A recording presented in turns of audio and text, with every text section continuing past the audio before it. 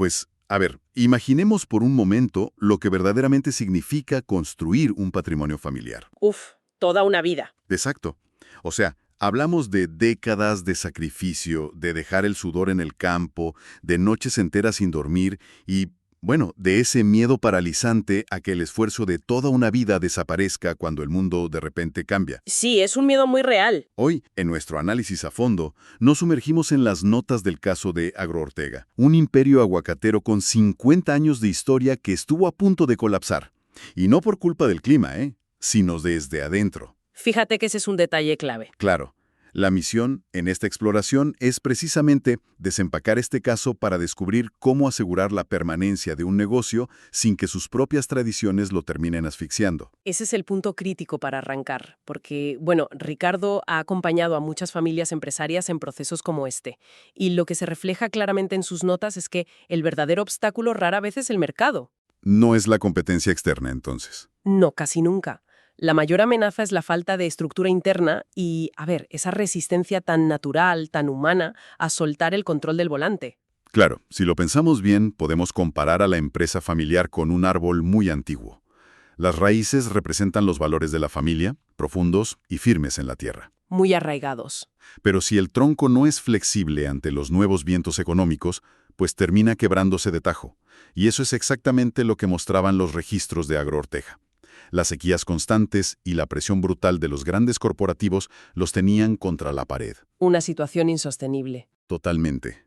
Ahí es cuando Mariana, la hija mayor, propone un cambio radical para salvar las finanzas, que era crear un destino ecoturístico en parte de sus tierras.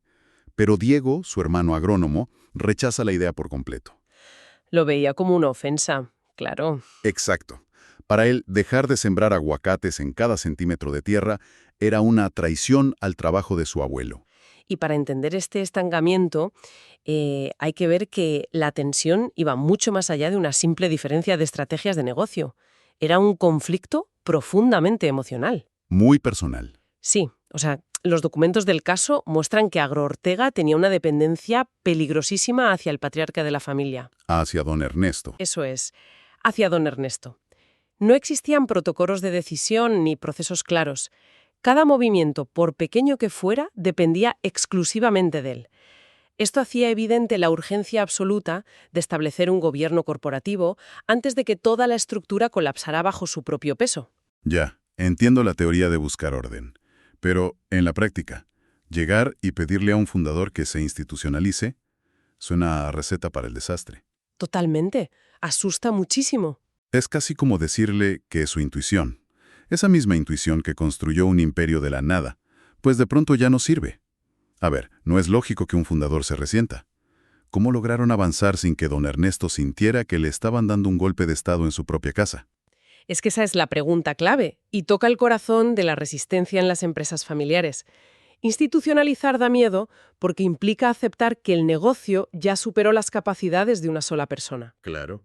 El punto de quiebre para Agroortega no llegó por una revelación tranquila, llegó por una crisis. Una sequía severa trajo pérdidas millonarias y de pronto tuvieron sobre la mesa una oferta muy agresiva para vender todas sus tierras. La presión al límite. Exacto. En ese momento límite, frente al terror real de vender la empresa de su vida o ir a la quiebra, don Ernesto por fin comprende algo fundamental. Y aquí está la lección central. Como explica Ricardo en su experiencia con empresas familiares, el gran dilema es decidir si se quiere preservar la empresa o simplemente preservar la forma en que siempre ha funcionado. Ahí está el detalle. Es la diferencia entre aferrarse a los activos físicos o proteger el propósito de la familia. Eso es. Don Ernesto confundía la granja con el legado. El legado de su abuelo no era sembrar aguacates por siempre, era asegurar el bienestar y el futuro de la familia. Una vez que entienden que el proyecto de ecoturismo de Mariana podía cumplir exactamente ese mismo propósito, la tradición dejó de ser una camisa de fuerza. Totalmente de acuerdo. Pero, estructuralmente hablando, ¿cómo lograron que Mariana y Diego dejaran de pelear y realmente integraran estas dos visiones tan distintas? Pues lo resolvieron al implementar por fin ese gobierno corporativo. ¿Qué significa esto en la práctica? Que crearon un consejo de administración formal que funcionaba como un árbitro neutral. Ya no era una pelea de hermanos. Exacto. Las decisiones dejaron de ser discusiones familiares llenas de reclamos emocionales en la mesa del comedor de los domingos. Pasaron a la sala de juntas, donde las ideas de ecoturismo y las de agricultura tradicional se evaluaban con datos financieros duros, proyecciones y presupuestos separados. Todo más objetivo. Sí, así fue como lograron integrar ambas operaciones. Diego y Mariana dejaron de pelear como hermanos heridos y empezaron a negociar como socios de un mismo grupo. Pasaron de la improvisación a tener una visión compartida y estructurada. Es fascinante ver cómo esa estructura fue la que terminó dándole oxígeno a las finanzas y paz a la familia.